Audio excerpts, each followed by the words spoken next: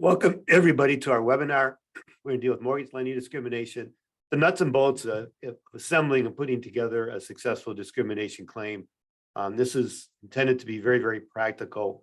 We're going to actually go through a case study as though we have an actual case and see how that works. Just real quick, this webinar is being recorded, and please put the questions into the Q&A, not the chat. You can, excuse me, turn on closed caption if needed. And two, this webinar provides general advice. It's not intended to provide legal advice for a specific situation. If you need detailed assistance, please reach out after this webinar and contact our office at 313-579-FAIR or info@fairhousingdetroit.org. And again, I put the ground rules. Ground rules go on the ground. That's what I was taught. So on a second look, this webinar will be posted. I will also post not only the video, but the PowerPoint will be on YouTube. So you don't have to feel like you got to take everything down or take notes or whatever. You know, everything you see on the screen here will be provided, maybe even a couple additional informations. And the videos of other webinars and conferences are also available on our website. And big shout out and a thanks to MISTA, Michigan State Housing Development Authority, for sponsoring this webinar. So here's what we're going to do. It's got 4 parts to this training. We're going to do a quick overview of the lending process. We're going to look at racial disparities in lending, and then the Fair Housing Act and other fair lending laws that apply to lending discrimination. Then we're going to start to role play and take HUD 903 complaint in a lending case. We're going to look at the theories of proof and the elements in lending discrimination cases. And we're going to look at case examples. Then we're going to draft a data request. If you're looking at it from an attorney standpoint, it would be request for production of documents. And then we're going to go through and we're going to view those documents that are provided, including the HMDA report or loan application register. We're going to use it to identify comparable loan files. And in the last part, we're going to look at key lending documents, and we're going to conduct a statistical analysis of the lender's HMDA data, loan application register. And then we're going to just briefly look at a couple comparable loan files, see how valuable that information is. If you ever, in a lending case or lending investigation, get to the point where you're analyzing comparable loan files, you are like 85% successful. You're just close to the finish line, because few cases get there, but the ones that do, that's where the evidence of discrimination really jumps off. And I could flip it around the other way. I've seen it where I've been able to get actual dead-on comparable files where it rebutted an allegation of discrimination. So you get an answer one way or the other, and that's really, really helpful, right? The worst thing in the world is to allow someone to escape liability for discrimination when they've done it. It's also wrong to hold somebody liable for discrimination or anything really if they really haven't done it. So we want accuracy. However, it shakes out. Questions are always welcome. Please put those in the Q&A, not the chat box. Please put it in the Q&A. I got both screens open on the chat box in Q&A, so I'll try to pick it up either way. But it's helpful if you put it into the Q&A. So here's our learning objectives. We're going to describe various statutes that prohibit lending discrimination. We're going to define lending discrimination and the various legal theories that apply to those claims. We'll look at the prima facie case elements for indirect circumstantial cases of this lending discrimination, including redlining and reverse redlining. We're going to really importantly put together a data request, one that works and gets the information that you need in a lending case. And we're going to look at applicable lending guidelines and secondary market and underwriting standards. Excuse me, I don't know what's wrong with my throat. Obtain a statistical report of the lender's overall lending as to certain protected group categories. And we're going to use the HMDA loan application register and loan level data to identify potentially comparable loan files. Then we're going to analyze lending documents. I got the conciliation. I think I'm not going to cover conciliation in this training just for time purposes. Again, I want to say something too, even though this scenario here will touch on a little bit an appraisal issue. The appraisal discrimination will be covered March 28th, more detailed training just on appraisal discrimination. It's on our website, on events and training, whatever. You can go on our website and sign up for that one. Appraisal discrimination is a hot topic, deservedly so, but it really needs its own separate webinar. So first, okay, we're going to go over an overview of the quick overview of the lending process and then racial disparities in lending. And then we're going to look at the Fair Housing Act and other fair lending laws. And we're going to actually nuts and bolts role play the intake of a lending complaint. So first thing, what is the background and how's the lending process work and the prevalence of racial disparities in mortgage lending? There are a couple of charts online. I just grabbed this one. There weren't, I mean, everybody would buy, we'd all do our own different kind of a chart. But it starts with a buyer, someone that's looking to buy a home. They may be in contact with a realtor. Typically, they'll go to a realtor first rather than a loan officer, although not always.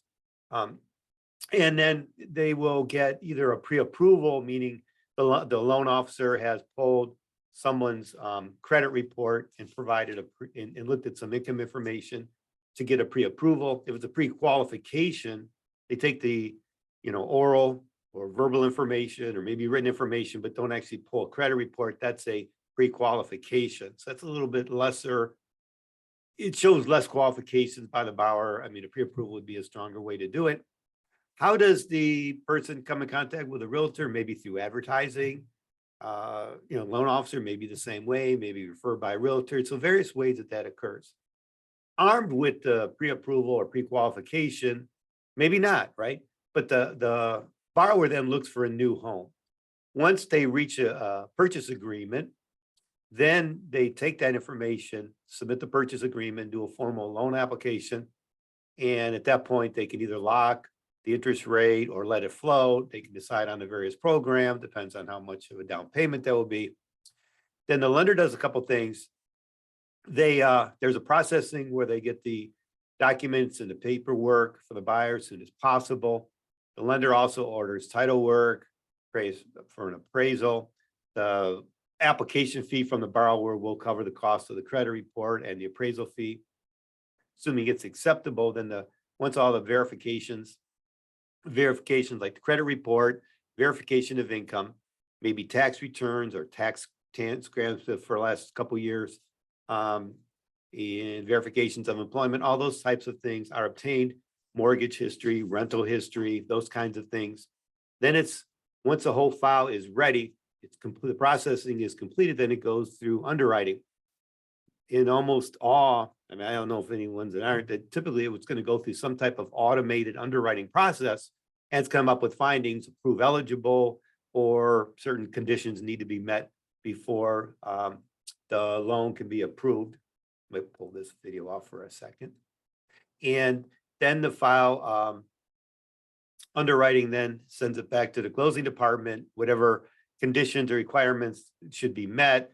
If not, otherwise it can be denied or recommended that the loan not be approved, in which case the most go through the process of doing a manual underwriting process to see if there's any compensating other factors with the goal to trying to find a way to get the borrower approved or perhaps put the borrower into maybe a subprime program.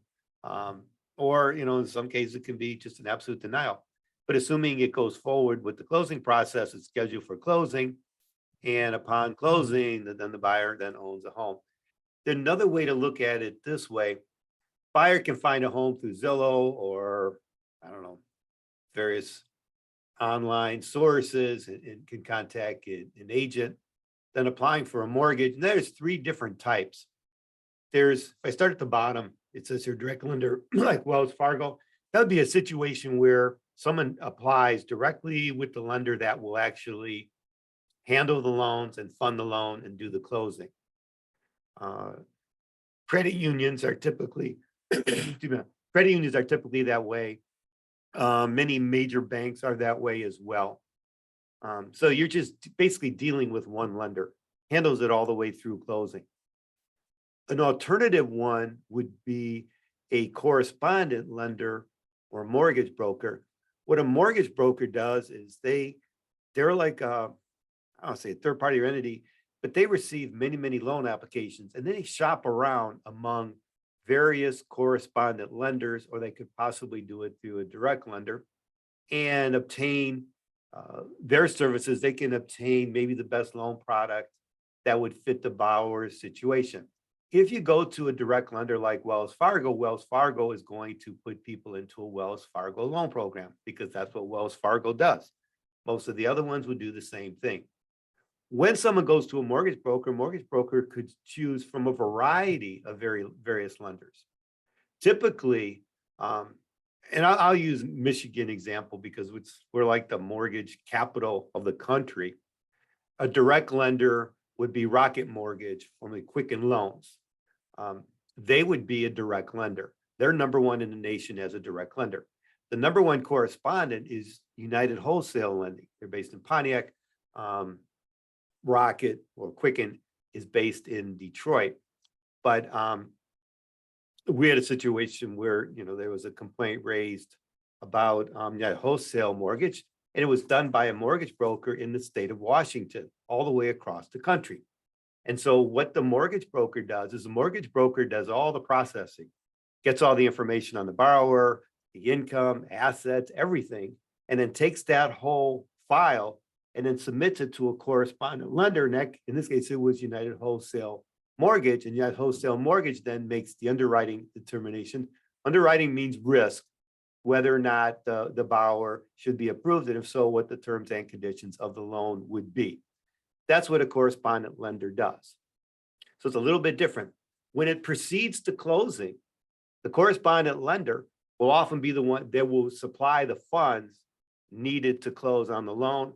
There are some situations where it's even a variation of that, where they'll delegate that authority to a lender that will then fund it, but then immediately be compensated back by the correspondent lender. So there's some blurring of these roles here. The simplest situation is where someone just goes to a lender and that one lender handles the process all the way through. But again, that doesn't always occur. And then you can see the closing process occurs. The big gap I'm interested in what occurs between parts 2 and 3, and that's not mentioned on this chart at all. So let's say closing occurs, then what happens? The originator, the mortgage company that funds the loan, sells it off onto the secondary market. There's government-sponsored enterprises, GSEs. Those are congressionally chartered corporations. Fannie Mae, Freddie Mac are the main ones, and they're like corporations that are created by act of Congress. There's other investors, pension funds, subprime lenders, and that. What they do is they're the ones that issue the lending guidelines, basically the lending guidelines, saying that, look, if the loans meet this criteria, that basically risk determination based on historical performance of thousands of loans, we will buy that loan. And then what they do then is give the money back to the lenders to make more loans. It's the idea, they call it increased liquidity in the mortgage market. It makes funds available for banks and lending institutions to make more loans. If they didn't do it, we'll take Wells Fargo. At some point, Wells Fargo will run out of funds because they've loaned it all out for people to buy homes. They don't have any more funds to make mortgages. So what this does is the GSEs and other groups then will give the money back to Wells Fargo. They'll buy the loan, and you're going to see the amount of that in a second, so that Wells Fargo or correspondent lenders can then make more loans. Once again, it occurs, the mortgage is sold on the secondary market, and these are secondary market guidelines that we're going to talk about.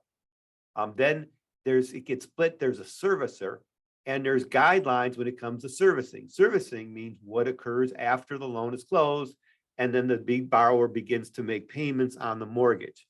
So it deals with if the borrower goes into default, or the borrower fails to maintain insurance, all of those kinds of things, or if a foreclosure is necessary.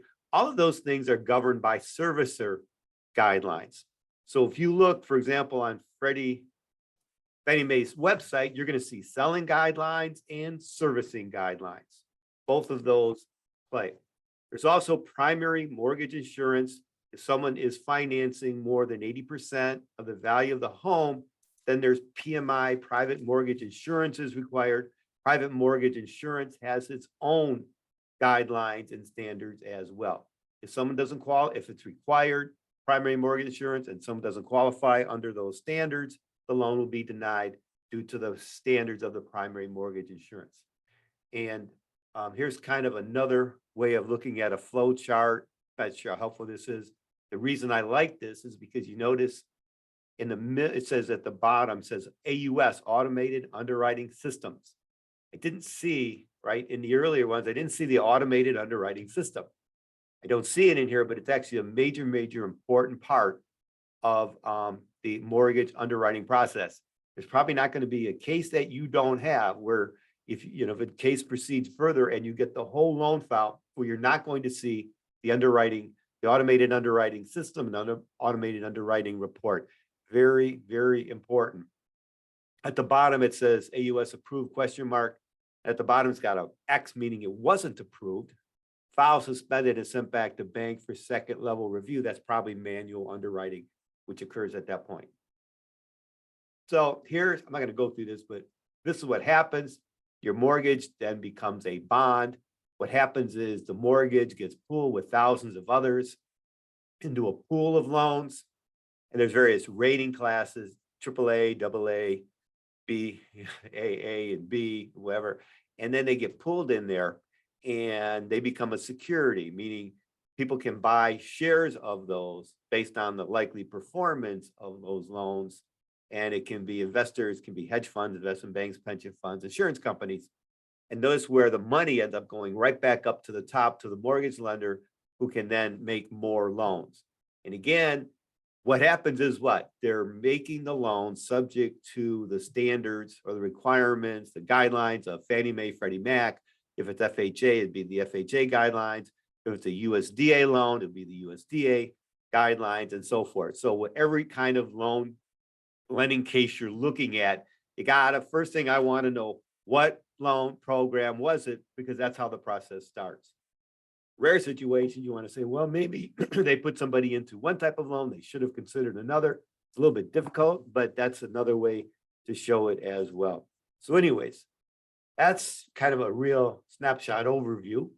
So how do we get mortgage lending discrimination in it? Well, what happened is Congress in 1975 passed the Home Mortgage Disclosure Act, which required lenders to report the race and ethnicity of borrowers and what kind of decisions were made on those loans. So right away, when that data began to come out, it showed that there were disparities in the approval denial rates among white, Black, Hispanic applicants. And it created, quite a discussion, as you can imagine. There's quite a discussion about everything that goes on, right? And the fact of the matter is, just because of bare statistical differences, right, doesn't prove discrimination, but it's an indicator that it could be discrimination. So anyways, what happened is the Boston Federal Reserve, you can see it referenced on the screen here, came up, did a report, and what they found is, again, the argument is this: just showing that there's disparities among racial lines in the approval rates, denial rates, doesn't prove discrimination. The answer is, well, you really need to go into the loan files and see what's taking place. So what they did is they requested a sampling of the loan files and got into the loan files and examined what factors led to the denials or the originations and the approvals and so forth, to see if that could account for some of the disparities that occurred. In this study, the disparity rate between minority and white denials was originally reported at 2.7 to 1. It reduced to roughly 1.6 to 1. So controlling for all the factors such as lower income, credit scores, all the factors that go into a lending decision, it did reduce the disparity, but it didn't completely eliminate it. Meaning, even after taking into consideration objective data based on borrower qualifications, there was still a disparity along racial grounds. It says I'll read it. The adjusted ratio implies that even after controlling for financial, employment, and neighborhood characteristics, Black and Hispanic mortgage applicants in the Boston metropolitan area are roughly 60% more likely to be turned down than whites. This discrepancy means that minority applicants with the same economic and property characteristics as white applicants would experience a denial rate of 17% rather than the actual white denial rate of 11%. Thus, in the end, statistically significant gap remains, which is associated with race. So following the release of the Boston Fed study, it was, of course, critiqued, went back and forth. And so what the Federal Reserve did in the Chicago Fed letter, tried to control for all of the criticisms. And what they found was only slight difference in the approval rates for white and for blacks and for Hispanics. However, as you know, when it came to marginally qualified applicants, again, when it came to clearly qualified or clearly unqualified, there weren't very significant differences. But when it came to marginally qualified applicants, Chicago Federal Reserve found that lenders treated objective loan application information differently for white applicants in comparison to black and Hispanic applicants. So the disparities still remain even after controlling for these factors. So here's the concern that I have is, again, these are millions of files, millions of loans. Yet there's very, very few successful claims. Kind of shocking. And we're not going to talk about appraisal discrimination here, but the same thing, there was, I saw it's a draft law review article, which listed all the appraisal cases, or, you know, the author attempted to get all the appraisal cases. And there were 2 appraisal cases that settled, but all the other ones, when they went through court, were unsuccessful. And so it is with lending. So this is a very, very challenging field, challenging area for people to investigate. We're trying here is to show, hey, it can be done, and there can be something done about lending discrimination. Am I saying that every lender is discriminating all the time? No. Am I saying that lending discrimination never occurs? Absolutely not. It's somewhere between the 2 extremes, right? When it does occur, we need to be armed with the tools to be able to address it and remedy it and show discrimination when it's occurring. So what is fair lending? We hear that term. There's no specific fair lending laws. Instead, it's an umbrella term that refers to a variety of federal and state laws that prohibit discrimination, and also laws that prohibit unfair or predatory loans that target or adversely impact minority communities. So the main laws are what I'm going to be a little bit focused on HUD, because we're, you know, our sample complaint will go through the HUD process. So what is within HUD's jurisdiction?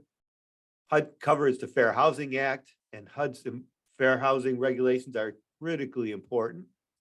Title 6, Section 109, 504, and Title 2 of the ADA, also the Age Discrimination Act and Executive Order 11063. That was the one from 1962, and there's been several amendments of that executive order. Those are all matters within HUD's jurisdiction. The main one, though, for HUD would be the Fair Housing Act. Those are within HUD's jurisdictions. There are significant laws that are not within HUD's jurisdiction. The first one is Equal Credit Opportunity Act, because Equal Credit Opportunity Act covers all aspects of lending, not just mortgage lending, but any kind of credit transaction. That the Equal Credit Opportunity Act is viewed by lenders as the primary law that they have to comply with. When I mention the Equal Credit Opportunity Act, always, if I go back on this screen, I emphasize HUD's regulations when it comes to understanding the Fair Housing Act. Don't ever read the Fair Housing Act without referencing HUD's regulations. You just can't. There is nothing, basically nothing in the Fair Housing Act that isn't more fully addressed within HUD's regulations. So use them. Critically important when it comes to Equal Credit Opportunity Act. Through Dodd-Frank, supervisory authority over the Equal Credit Opportunity Act was granted to the Consumer Financial Protection, or CFPB, has regulatory authority over the Equal Credit Opportunity Act. The regulation under Equal Credit Opportunity Act is Regulation B. That governs what is compliance with the Equal Credit Opportunity Act. There is a provision in the Equal Credit Opportunity Act which says that a lender, if they rely in good faith on a staff commentary, that's basically a defense to liability. So in addition to Regulation B, you must look at the staff commentary. The staff commentary, for all intents and purposes, becomes essentially what the Equal Credit Opportunity Act provides. So any Equal Credit Opportunity Act question, I go to the staff commentary, then Regulation B. Then rarely do I even need to look at the Equal Credit Opportunity Act. Here's an example. I was contacted a couple weeks ago by an attorney in Arkansas. He has a case where a gentleman has foster children. And I think the amount that he receives is $2,200 in foster care income. So what the Equal Credit Opportunity Act is also kind of as a source of income protection, that it protects people if part of or their income derives from any public assistance program. So if I were to look at Equal Credit Opportunity Act, doesn't have a lot of detail about whether or not foster care income or foster care money coming into a family counts as money derived from counts as public assistance program. I looked at the regulation B, it wasn't real clear either. But then when I looked at the staff commentary, it was very, very clear that foster care income would be, I mean, it was the staff commentary was very, very broad in terms of what kind of income coming into a family would be protected as public assistance under public assistance program. So it would be covered. The staff commentary is absolutely crucial. And as a case was going through there, the lender actually admitted that they violate Equal Credit Opportunity Act. But, oh, they don't have to pay any money or whatever. Well, it doesn't work that way. So that's a real crucial point for Equal Credit Opportunity Act. Another one that's not within HUD's jurisdiction is very important is the Civil Rights Acts of 1866 and 70, post 13th Amendment legislation. We call it sections 1981 and 1982. Those apply any kind of contract, any kind of arrangement like that. Very, very important. And then on top of that, there's state and local civil rights statutes. And just real briefly, who enforces, who does fair lending enforcement? Of course, HUD does. Consumer Financial Protection Bureau enforces it. The FDIC, Federal Reserve, OCC, National Credit Union Association, they bring claims. Department of Justice. The FTC, although the FTC is primarily an anti-fraud organization, they can, but they don't do typically don't do a whole lot when it comes to lending discrimination. The other entities do. Then there's private individuals, municipalities, organizations. For example, the NAACP can bring a claim. The city of Miami brought a lending discrimination claim to went all the way up to the U.S. Supreme Court, so they can do it. Organizations like fair housing centers can bring fair housing claims. So let's summarize them, the major fair lending laws and what they cover. We have, again, 1981, the little twist on the Fair Housing Act is it only covers residential properties. All the other laws cover both residential and commercial, meaning residential and commercial lending. So 1981, 1982 covers race, including whites, color, ancestry, ethnic characteristics. Doesn't cover national origin. The Fair Housing Act has 7 protected class categories: race, color, national origin, religion, sex, familial status, and handicap. Equal Credit Opportunity Act. Notice it's a little bit different. Race, color, religion, national origin, sex, has marital status and age, provided the person has capacity to contract, meaning 18 or older. But marital status is covered under Equal Credit Opportunity Act. Equal Credit Opportunity Act got adopted in the 1970s when the big thrust was there for the Equal Rights Amendment. So real concerned about the rights of married women. I had a case under Equal Credit Opportunity Act where a woman was married, then suddenly to get a loan for a property up north in Michigan, they required her husband to co-sign, even though her income was sufficient in and of itself. That's a direct violation of the Equal Credit Opportunity Act. And then also at the bottom there is income derived from any public assistance program. And that's where I mentioned about the foster care income would count as qualify, I think, under a public assistance program. Also, an applicant's exercise of good faith of any rights under the Federal Consumer Protection Act. That would be example of, let's say someone does a loan and they exercise their 3-day right to cancel, and they cancel the loan and they want to go with another lender. Another lender says, well, we're not going to go forward with your application because you already canceled the previous lender. Well, they had a right to do so under the Federal Consumer Credit Protection Act. That's a grouping of several federal consumer protection laws. That would be unlawful. I haven't really seen claims under that category too much though. Michigan, I have Michigan here, Elliott Larson, and Michigan Person with Disabilities Civil Rights Act covers, of course, disability. Michigan Elliott Larson also covers age and marital status, and the other categories overlap with the Fair Housing Act. So let's go through this real quick, a quick little summary. And kind of put this little chart together. Sorry if the quality is not real high. It's kind of a copy and paste of a PDF. And people say, well, put the chart together. So I got the chart together. So this is a good little chart. And these are various fair lending laws. As a statute of limitations period for these claims. The Fair Housing Act, 1 year administrative, 2 years. If it's filed in court, the time period is told during which an administrative complaint is pending under the Fair Housing Act. Make sure you got a HUD number. Either the case complaint is with HUD or with the state or local agency, but make sure they have a HUD number. If there's no HUD number, there's no tolling. So you got to make sure you have that. It is within HUD's jurisdiction. Equal Credit Opportunity Act is not within HUD's jurisdiction. You can see the ones that are there under yes. Yes or no. Equal Credit Opportunity Act, Congress and Dodd-Frank made a 5-year nationwide limitation period. Don't tell somebody they can't bring a claim under the Equal Credit Opportunity Act. They have 5 years, long time. Civil Rights Act of 1866 and 70. One part of it is 4 years within the same statute, 1981. Otherwise, it will borrow state statute of limitations for personal injury actions. In Michigan, the personal injury action time frame is 3 years. It varies in other states. Some states 1 year, some states can be more, like 4 years. It really varies. Notice Title VI as well doesn't have a statute of limitations. It can borrows the limitation period for personal injury claims. Title II of the ADA does the same thing. A couple things, Section 504, there's 180 days for administrative complaint.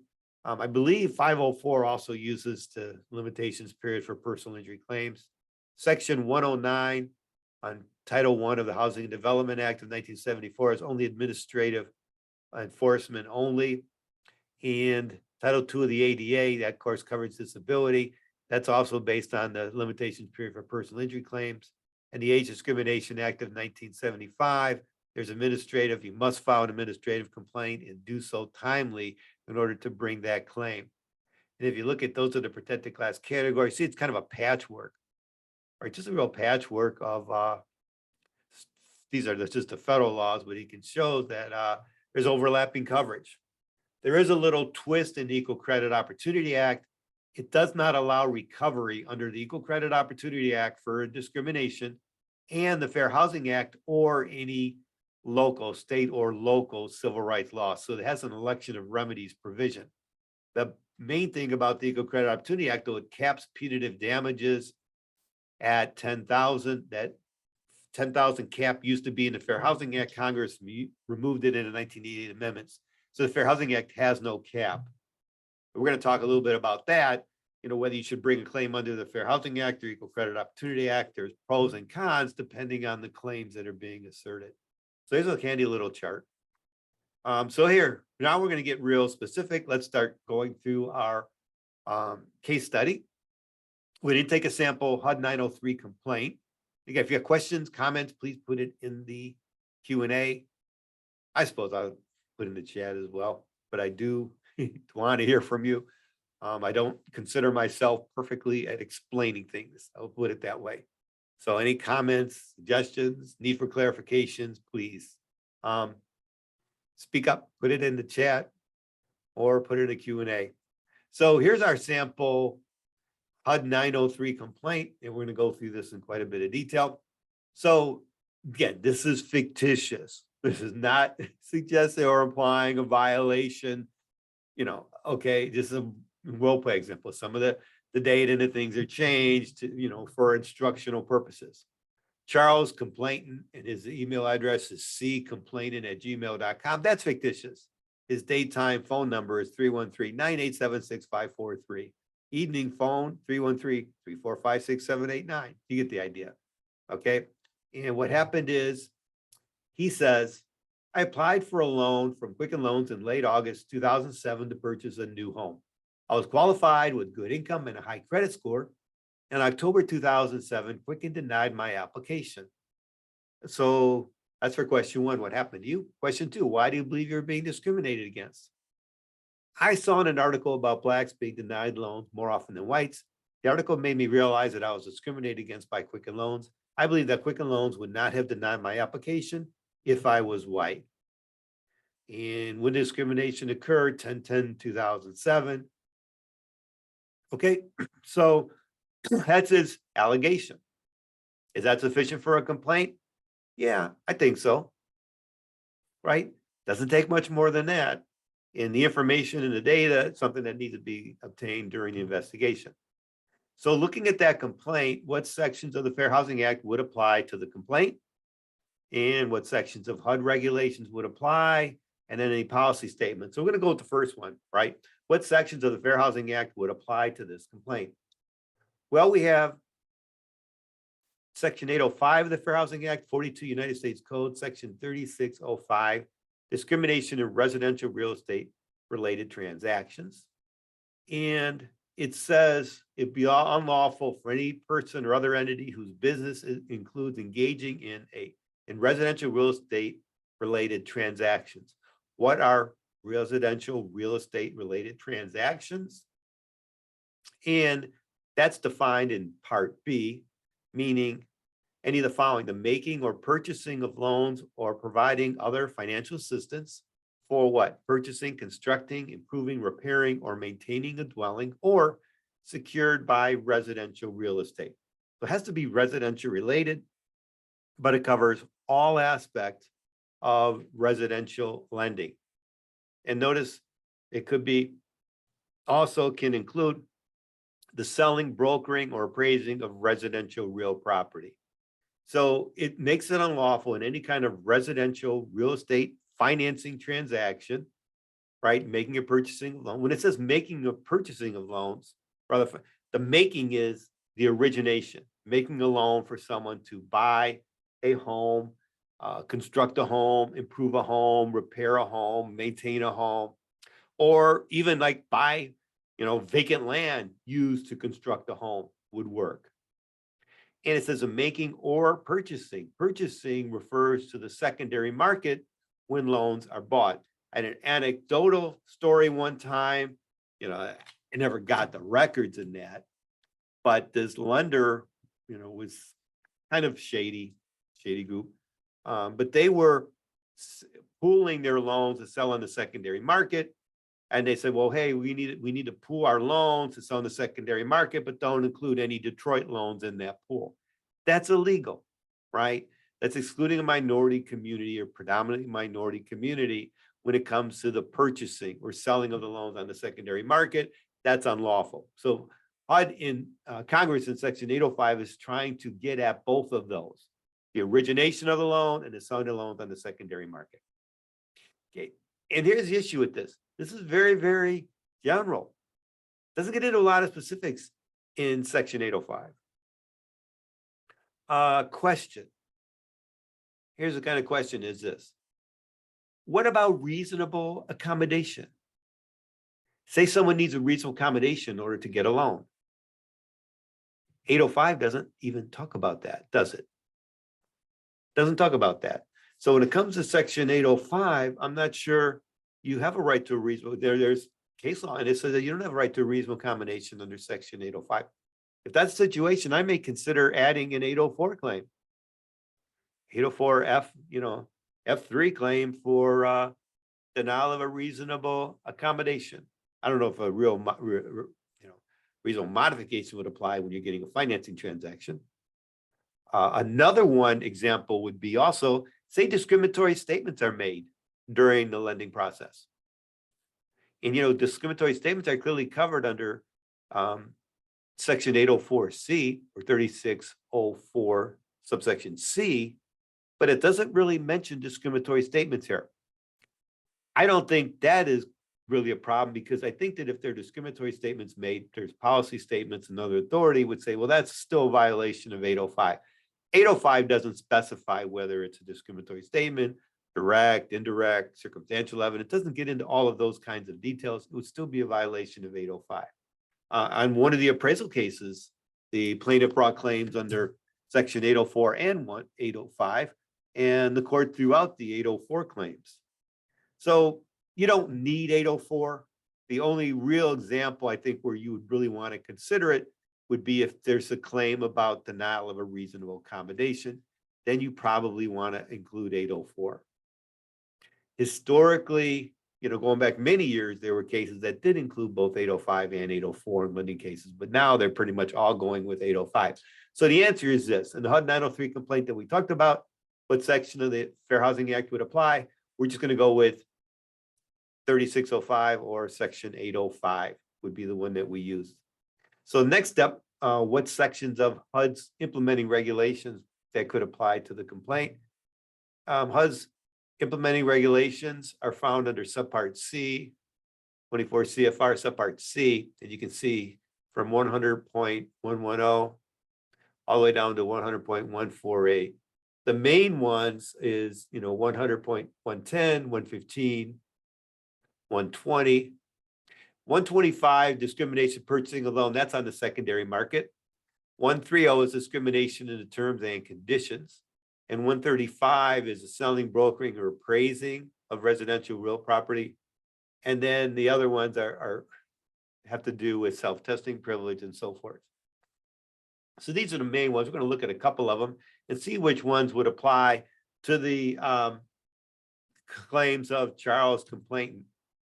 Section 100.10, this section, subpart provides HUD's interpretation of conduct that is unlawful under section 805. And it quotes the statute: unlawful any person whose business includes engaging residential real estate related transactions to discriminate in making available, doing a loan, or in terms and conditions of such a loan because of race, color, religion, sex, handicap. These are old terminology, which really just synonymous with disability, familial status, or national origin. And it shall be unlawful, right, to do what? Failing or refusing to provide to any person information regarding availability of loans or other financial assistance, application procedures for standards for review and approval of loans, or providing information which is inaccurate or different from that provided by others. So in other words, if black white testers go to an office of a lending institution and they're given different informations, different terms and conditions, or different informations, or different treatment in terms of how long it would take to go through and process their loan application, that's discrimination. So it gives you much more guidance than you just get in the Fair Housing Act. But that's the purpose of regulations. Administrative regulations do just that. Failing to provide or discouraging the receipt of loans or other financial assistance. We're going to see an example of that in a second. Conditioning. 3 has to do with sexual harassment, and 4, right? So which one do you think would apply to our situation, right? Perhaps B1, failing to provide information about availability of loans. Perhaps 2, I don't know if there's any statements made to Charles complainant on that, right? I don't think there was any allegation of, for 3 and 4, sexual harassment, right? 100.30 has to do with discrimination in terms and conditions. Includes what would be unlawful: using different policies, practices, procedures in determining creditworthiness of any person based on their protected class status. I like 130.2.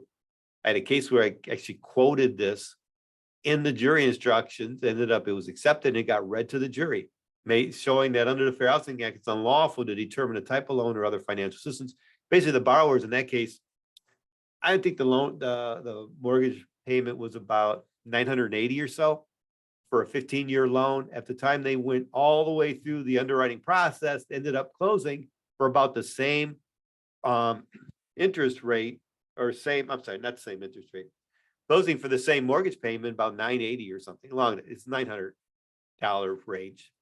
Only it was for a 30-year loan instead of a 15-year loan. So if you multiply it out, they'd be paying enormously more for their mortgage under that loan than the one that they originally qualified for. And so why I quoted the jury instruction is because they received a higher interest rate, and it has, under part 2, the duration of the loan. The duration meaning what? Based on, you got worse treatment than similarly situated white applicants, and the duration of their loan shifted from a 15-year to a 30-year loan. That makes a big difference, right? Part 3 is servicing of loans or other financial assistance. And 5 and 6 has to do with harassment because of race, color, religion, sex, handicap, familial status, and the same thing with 5. So those don't really apply to our scenario here. But it's really important to read through the regulations. Don't you just look at the title of it and think, oh, that's terms and conditions, so it doesn't apply or whatever. Nope, read through all the regulations before you pick on the ones that apply the most. So which ones apply? Right, 24 CFR 100.110B, 100.120B2, and 130B1 and B2. So those are the 3 main regulations that would apply to this situation, to the complainant, Charles complainant. All right, so let's go through last part. Number 3, what any policy statements or guides that may apply to the complaint? Well, that's a pretty quick one. There's only one. There's only one policy statement when it comes to lending. That's the interagency policy statement on discrimination and lending. You can see on the screen, it was all the lending, and those with supervisory over lending discrimination. So HUD, the Office of Federal Housing Enterprise Oversight, the DOJ, Department of Treasury, Federal Reserve, FDIC, Federal Housing Finance Board, Federal Trade Commission, National Credit Union Administration, all joined together and had an interagency policy statement on discrimination and lending. This was in April 1994. And this is some of the information that's here. It has types, you see in the middle screen, types of lending discrimination. There's overt, meaning direct evidence, and there's indirect circumstantial evidence of discrimination as well. These are very, very good examples. Here, I like this one. And this middle column near the bottom half, there's overt evidence of discrimination even when a lender expresses but does not act on a discriminatory preference. Example, a lending officer told the customer, we do not like to make home mortgages to Native Americans, but the law says we cannot discriminate and we have to comply with the law. This statement violated the Fair Housing Act's prohibition on statements expressing a discriminatory preference. Notice that they're treating that would look like an 804C violation, but it also, based on this policy statement, would violate 805. We're going to come to, I'll just read the example of disparate treatment at the bottom and the middle column, and then to the top of the right-hand column. Example, 2 minority loan applicants were told that it would take several hours and require the payment of an application fee to determine whether they would qualify for a home mortgage loan. In contrast, the loan officer took the financial information immediately from non-minority applicants and determined whether they qualified in minutes without a fee being paid. The lender's differential treatment violated both the Equal Credit Opportunity Act and the Fair Housing Act. So these are really, really helpful examples. And there's evidence here of disparate impact. I'm going to come to that in a second. So the question here is, any policy statements that apply or any guidance that may apply to the complaint? Certainly. The interagency policy statement on discrimination and lending applies. That's it. So there's not a huge body of law and authority when it comes to lending cases. Lending cases, the challenge is not dealing with the law or legal theories. It's just understanding the documents that are available in lending cases. I always put it this way. It's real important. When someone, let's take a discrimination case involving rental practices. The reality of it is we don't know what their policies and procedures are. I don't know what kind of application they use. I don't know if they use an application. I don't know what the credit requirements are. I mean, I don't know what someone is looking to when they make a rental decision. When it comes to lending, they're cookie cutter because I know the documentation. The loan applications are the same. I know what the secondary market requirements or underwriting guidelines are in terms of what the qualifications are. I can look up the debt ratios. I don't know what debt ratios a landlord is using. A landlord can pick their own debt ratios as long as they apply it fairly and not coming up with different standards for different applicants based on their protected class status. So lending cases have a consistency to them that you don't get in the rental cases. How many policy statements do we need when it comes to other kinds of cases?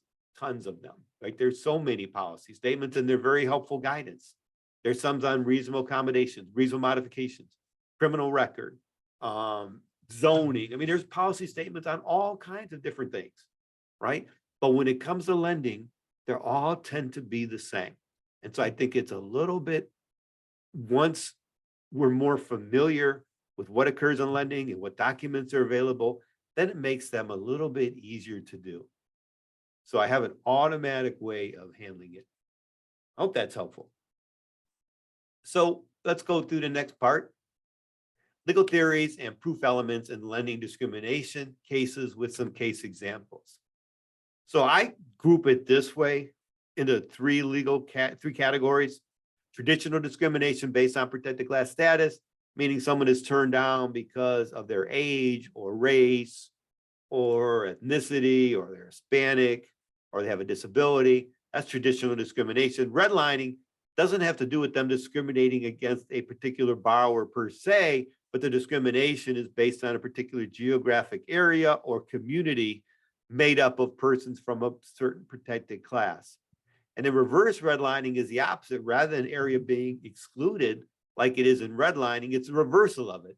In other words, certain areas are being targeted for unfair or predatory loans based on the protected class status of people in that neighborhood or community.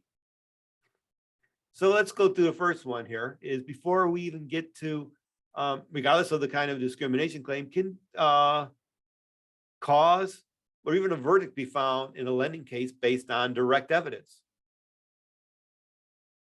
And what evidence would support it? Here's a couple examples. Here, borrowers are age 60 and 61. They applied for a 15-year refinance loan. Later, they were approved and closed on the and put into a subprime loan program, and their interest rate increased by 3%. That's a big, significant increase in their interest rate. At closing, they were asked why the interest rate increased so substantially, but were not given an answer. The lender's loan to committee checklist form showed that the borrowers were placed into a subprime non-conforming loan program due to their age. Here's a little snippet from it. Both borrowers at age where retirement is a possibility, lower income. So what law did this violate? This was age discrimination. Does that violate the Fair Housing Act? No, Fair Housing Act does not cover age. Would it cover the Age Discrimination Act of 1975? No, because that has to do with, have to have federal financing involved. And this was just a traditional private lender. So there was no federal financing involved.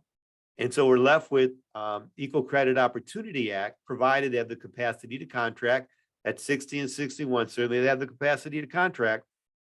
They were working as teachers. So it was age discrimination, violation of the Equal Credit Opportunity Act, also age discrimination in violation of our state law, Elliott Larson, which prohibits discrimination based on age. Another one is, this is a case brought against Novastar. I highlighted these two things. Novastar, in their lending program manual, had unacceptable property types. The two property types they considered unacceptable. One were properties located on Indian reservations. I should have put the chart up there showing, there's Indian reservations in almost every state has some areas where they're Indian reservations. And so what they said is, if their property is located on any reservation, it's unacceptable. They won't do the loan. So that violates what law? Is that direct or indirect? Right? That is direct evidence of discrimination based on what? Indian reservations? What category would that fit? Right? American Indians are not a specific category in terms of what we see in the fair housing laws, right? It's not mentioned, but it would be covered under national origin. So it would be violation of national origin under the Fair Housing Act, also violation of national origin under Equal Credit Opportunity Act. I believe it should know Equal Credit Opportunity Act covers, double check that, covers national origin. I think it does. Right? Yeah, it does cover national origin. So we also covered under the Equal Credit Opportunity Act, as well as state law as well. Now, Do they have a defense to that or no? They have to do it on, they have to make loans when properties are located on Indian reservations. So what would be the reason why they would do it? Perhaps a reason would be, well, maybe they have difficulty enforcing a mortgage when the property is located on Indian reservation. Maybe that's their defense. Maybe they can't foreclose, or maybe they can't protect their lien or something like that. So the question is, well, is that the case? Right?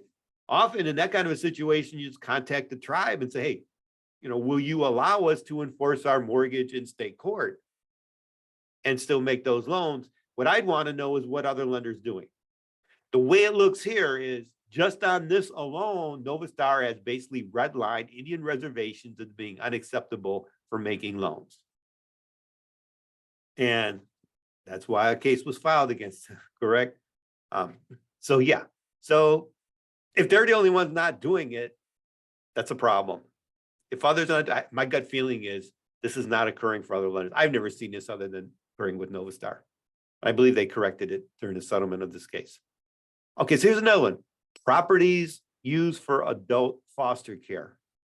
Properties used for adult foster care.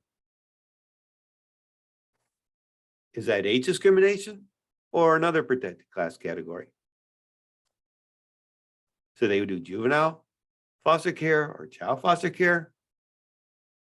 Who's in adult foster care? People with disability, right? Does the Equal Credit Opportunity Act cover disability? Actually, it doesn't. It doesn't cover disability. So adult foster care, if it's used for age, I suppose you could bring it under the Equal Credit Opportunity Act. But probably what's operating here is more based on people who have, mental issues or developmental issues. And so therefore it would be discrimination more on grounds of disability. In the complaint in this case by a leading firm, they only brought these claims under the Fair Housing Act. So they did national origin and they did based on disability for adult foster care, which is a good plan, right? It gives them the full range of punitive damages, not capped at $10,000. But it's good to think through which way to go with it on these.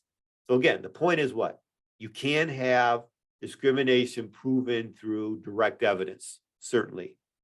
There's other, like maternity leave cases have had direct evidence. Disability cases have had direct evidence. When standards are only being applied to certain people or certain protected groups, right? There was a case where they were requiring borrowers to show that their income would continue for 3 years or more. Okay, you don't get that in someone's employed on a job. No employer is going to say, oh yeah, we're definitely going to be having this person work here for 3 years or more, because they don't know. Situations change. They may want to terminate the employee. But that 3-year standard was only being used to people who were on disability. You can see that was an unfair term and condition applied only to people with a disability. That's a violation. Or maternity leave often can be direct evidence as well. So there are cases that have direct evidence.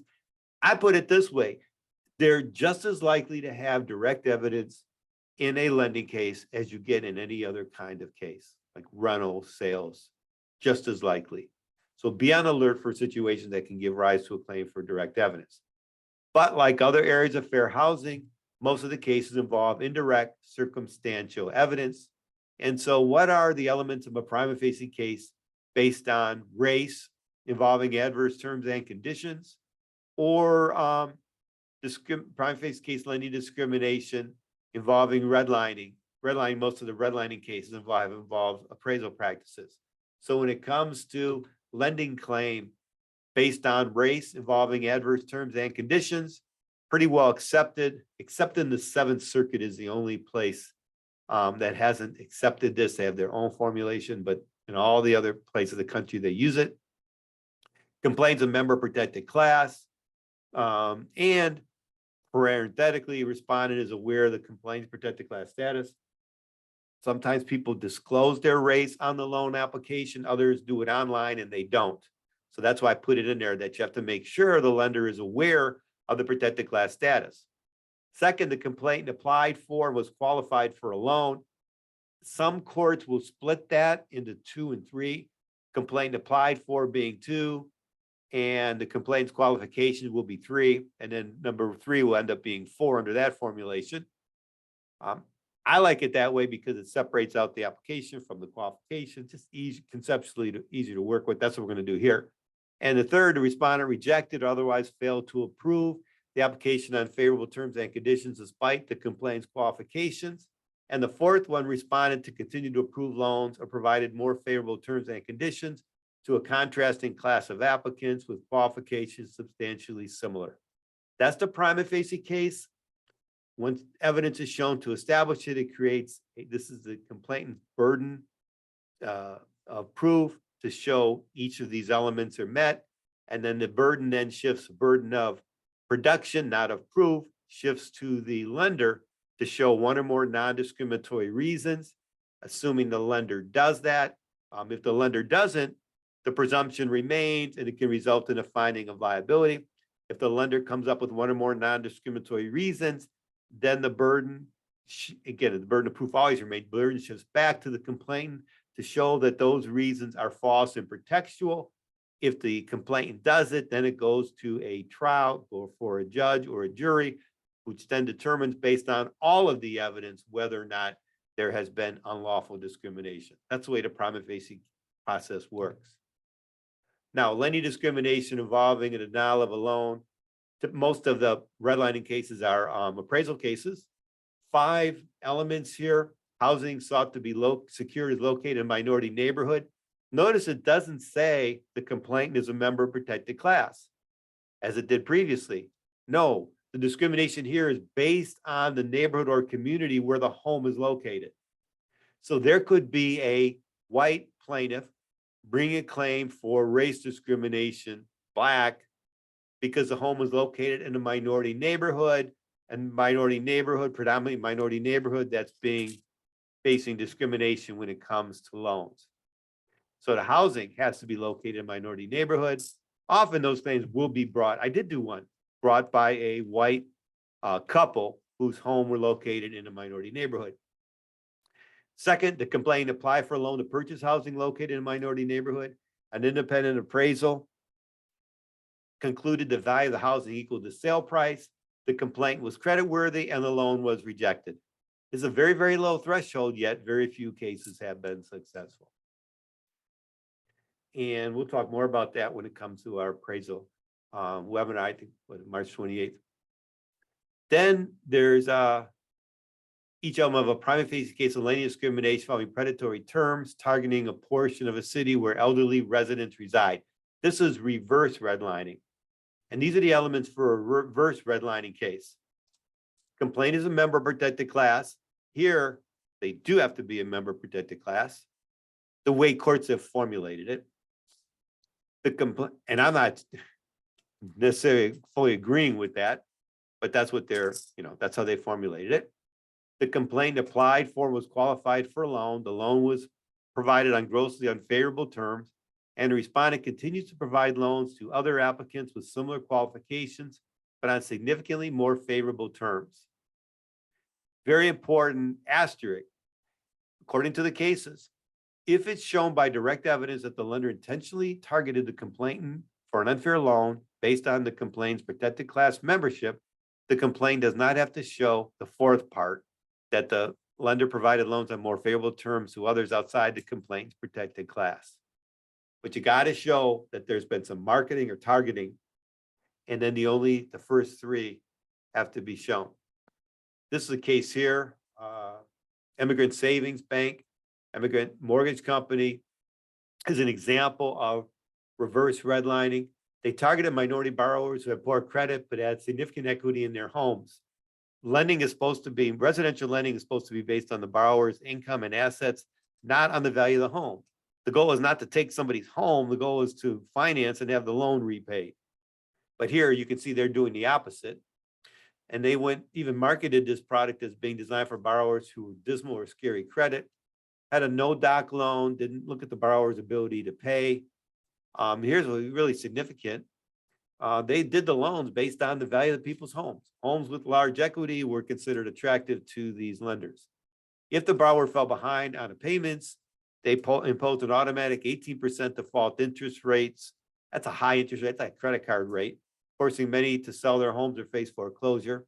And here's the key part. They targeted the loans to communities of color in New York City. More than 75% of the advertising budget went to newspapers with almost exclusively African-American or Hispanic readership. We're after controlling for objective variables like credit score, income, educational levels. They were 32% more likely to end up in majority African-American neighborhoods than similarly situated majority white neighborhoods. 32 times higher. That's enormous. Ginormous is, I guess, a better way to put it.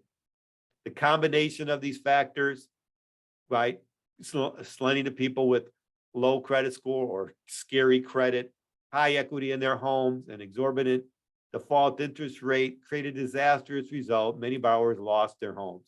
The verdict came for these 6 plaintiff groups for $950,000. Classic case of reverse redlining. That case is now on appeal. Hopefully it gets upheld. Reverse redlining, another one is rent-to-own land contract scams. There are some groups that do it successfully to help people who can't qualify for traditional financing.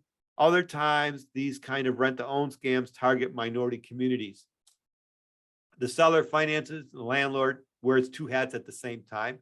Finances a transaction, retains a deed to secure payment.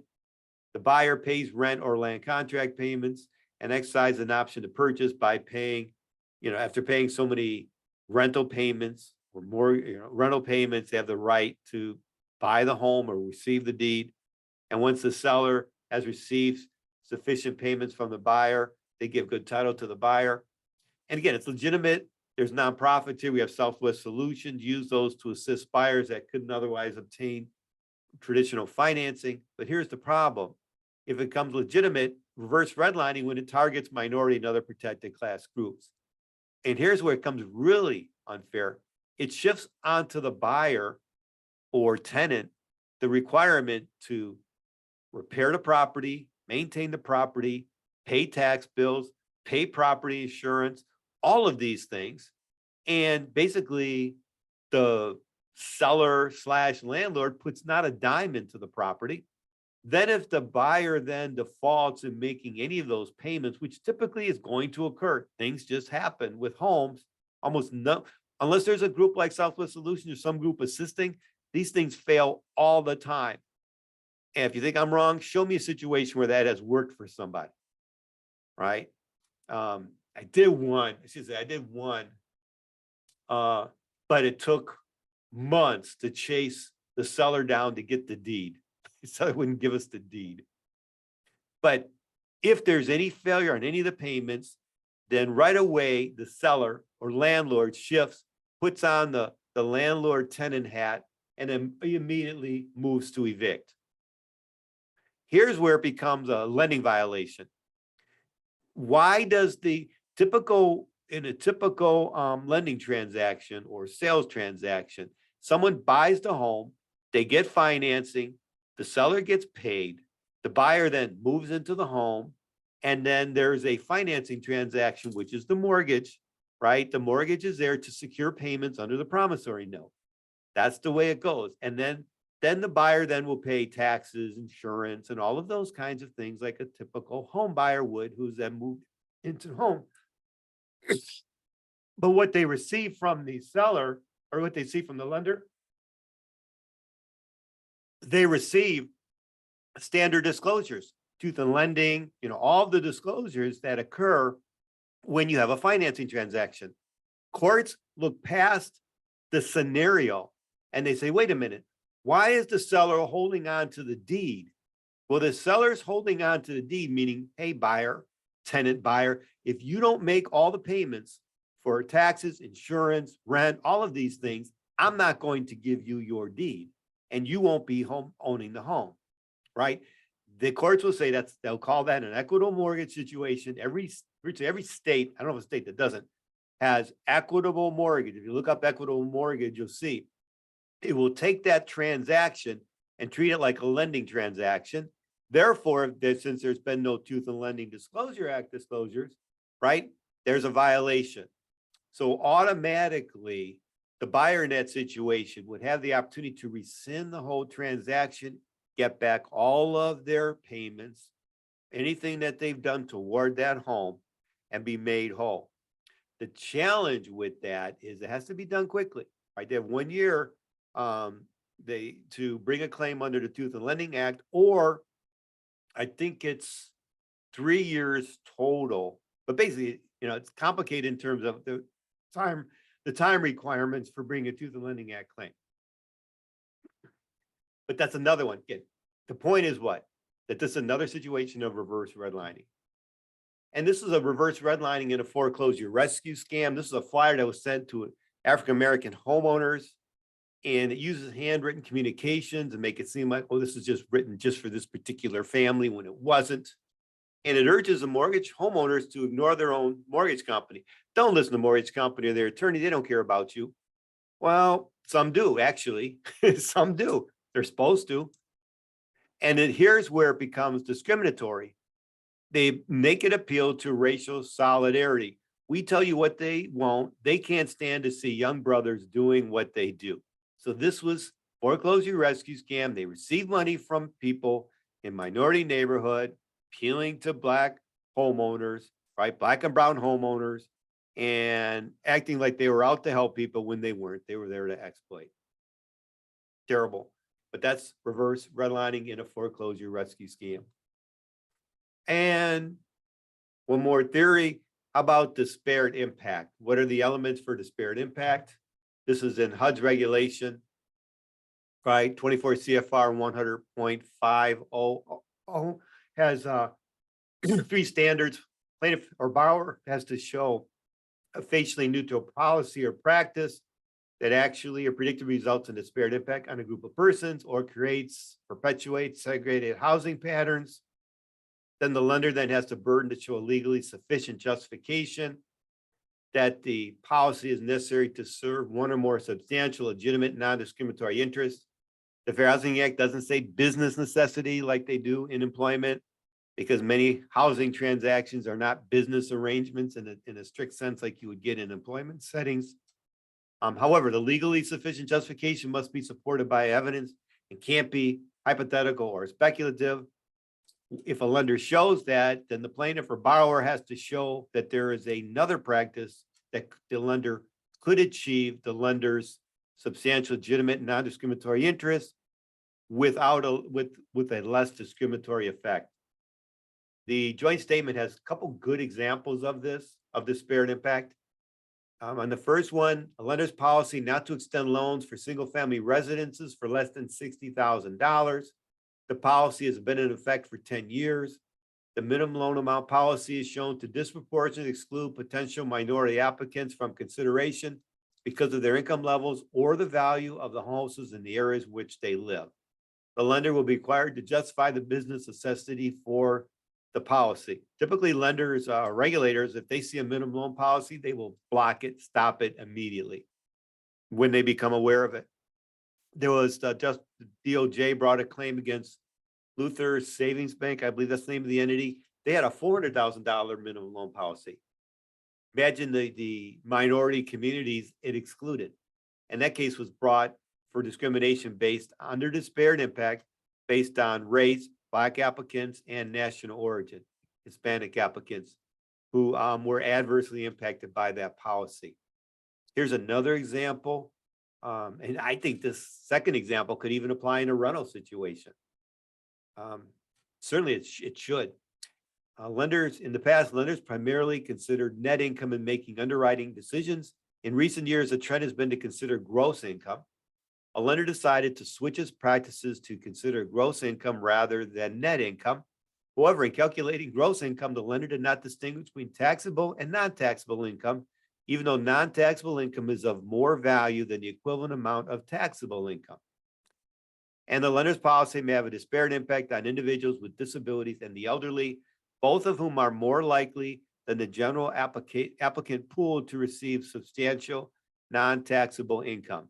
The lender's policy is less likely to be proven, lender's policy is likely to be proven discriminatory. First, the lender is unlikely to be able to show that the policy is compelled by business necessity. kind of, they're using the employment standard there. Second, even if the lender could show business necessity, the lender could achieve the same purpose with less discriminatory effect by grossing up non-taxable income. That is, making it equivalent to gross taxable income by using a formula related to the applicant's tax bracket. You can see another example of disparate impact. So let's go to our sample complaint.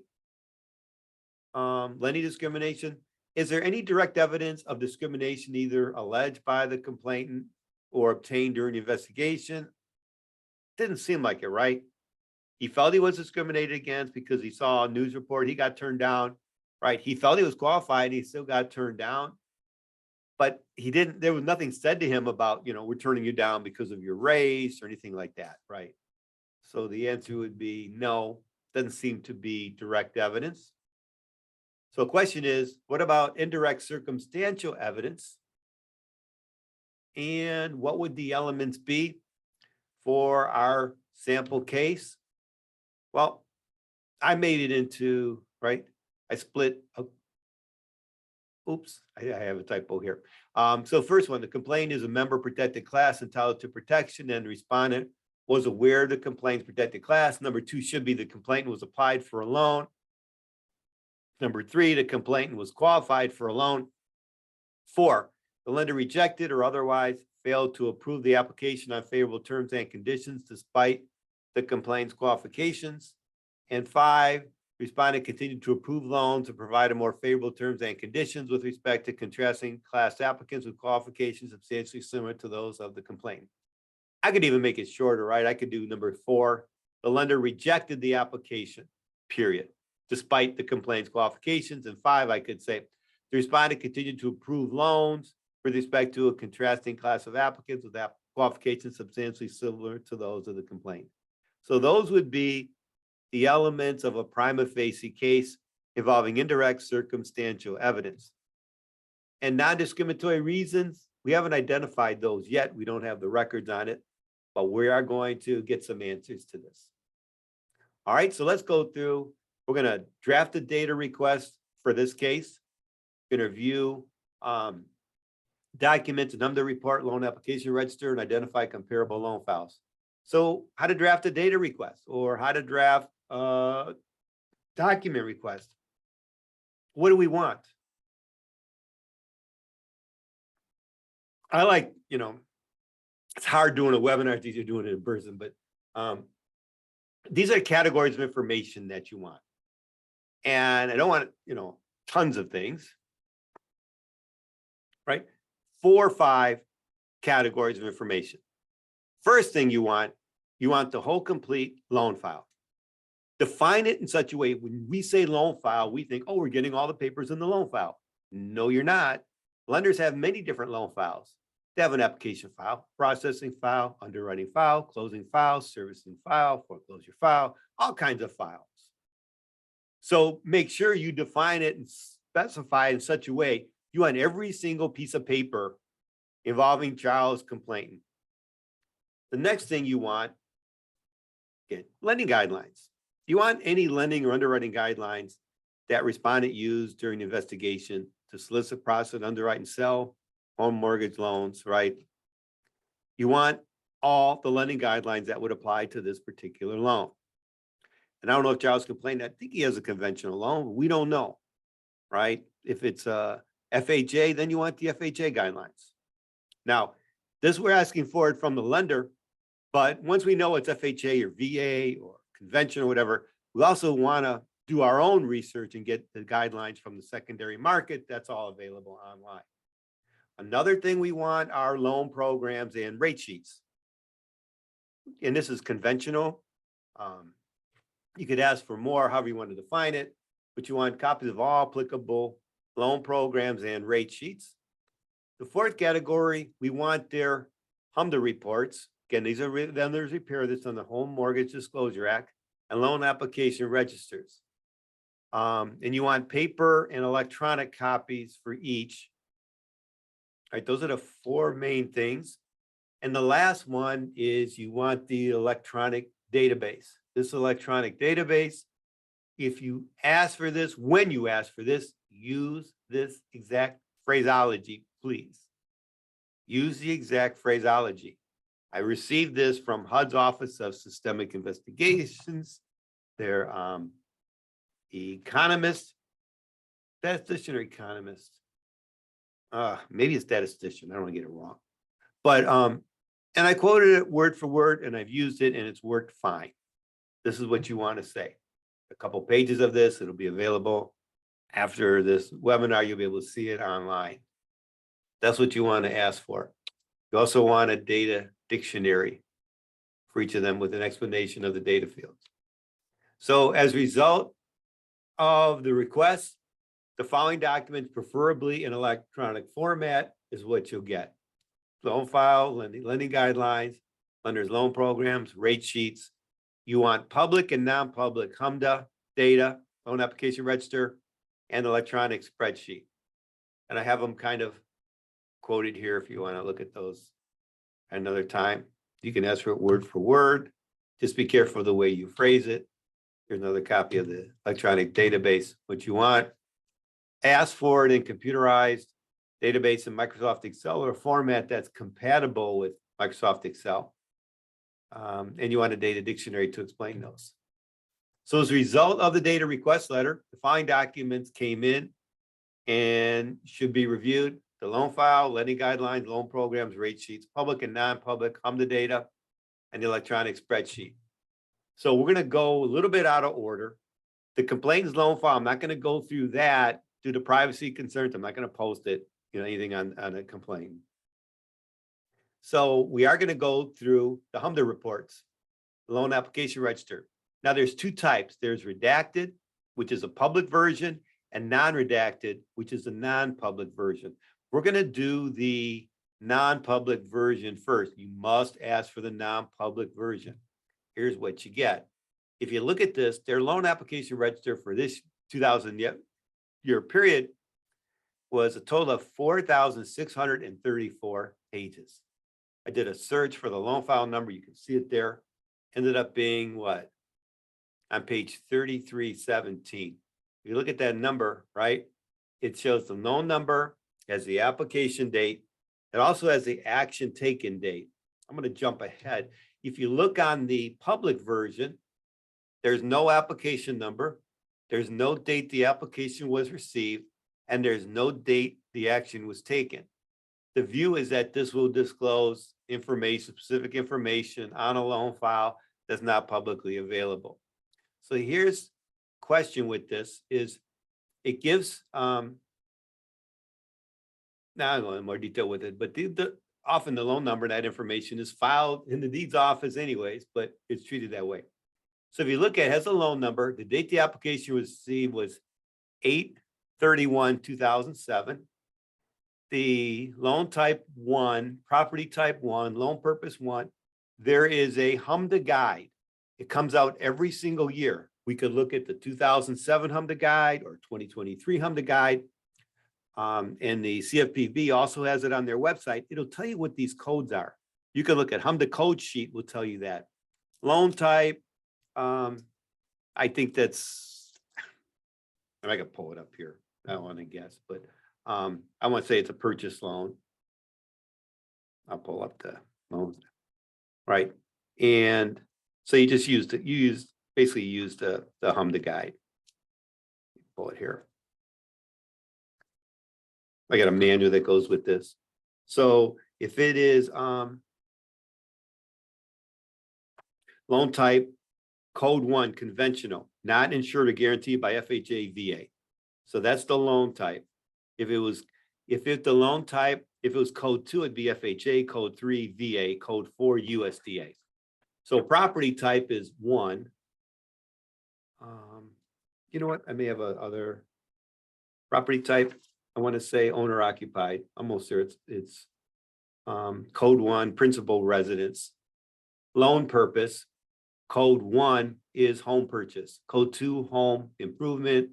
Code 4, other purpose. Code 5, not applicable. Occupancy, code 1, personal residence. Code 2, second residence. So it's a personal residence, owner occupied. The loan amount in thousands, it's $60,000. Pre-approval is a 1, meaning pre-approval was requested. Code 2, pre-approval not requested. Action taken is a 3.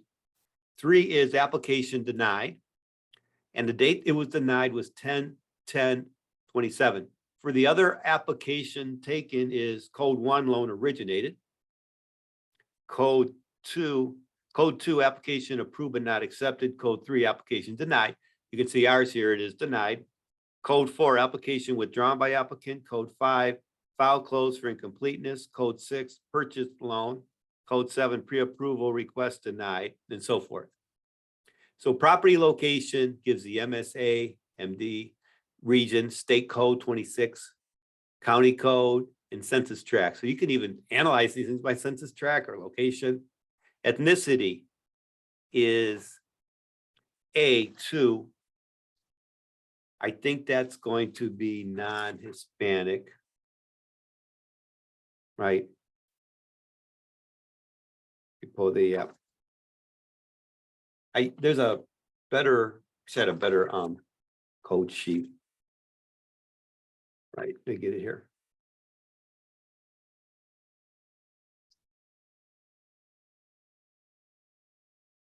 There's a little bit different order than I have it.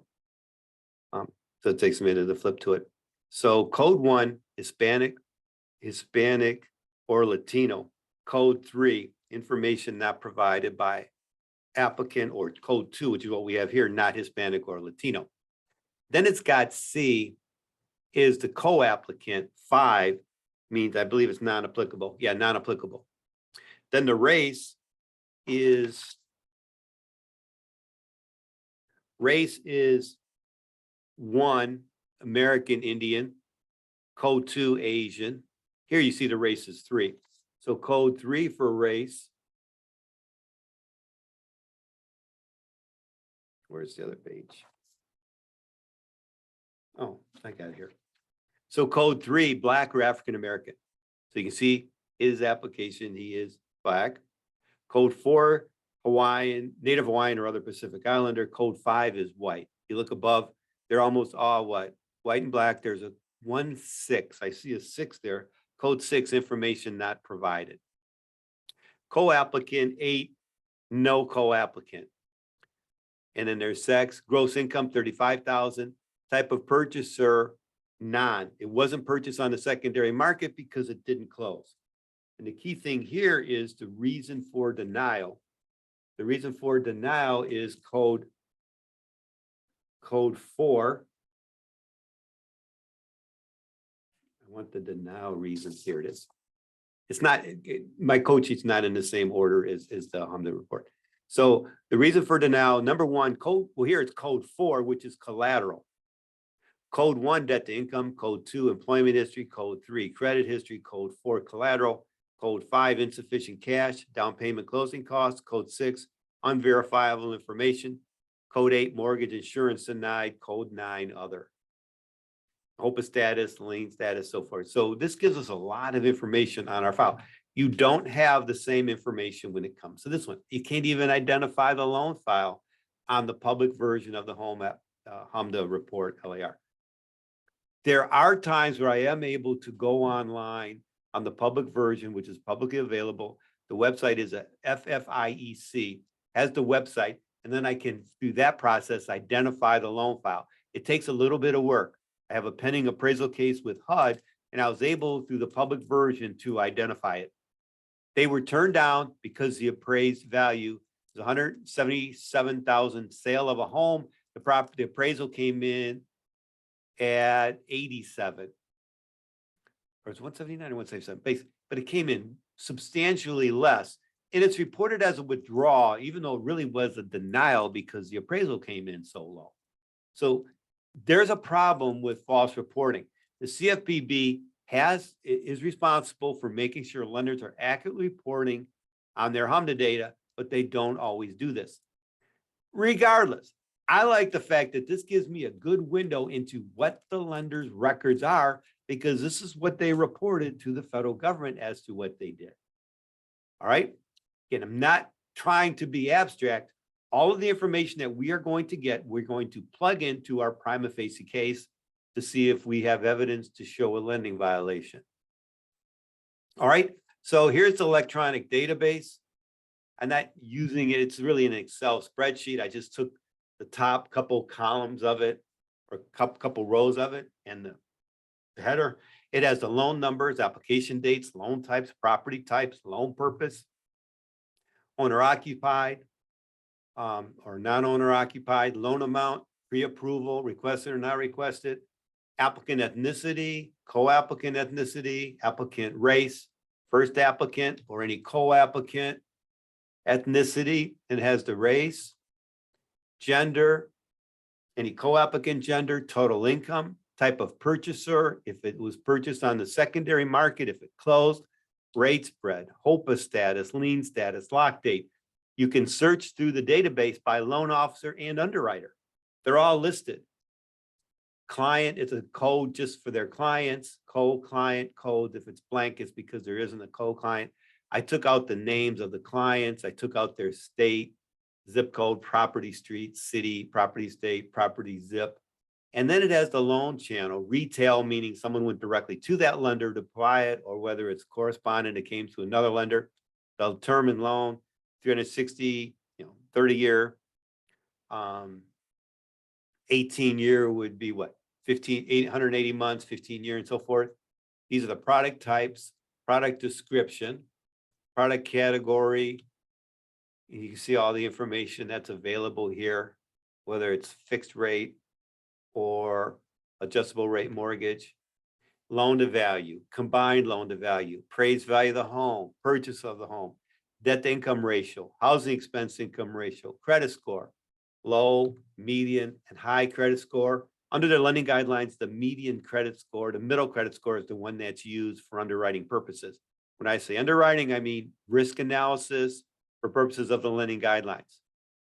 They do the same thing for co-applicants, low, medium, and high.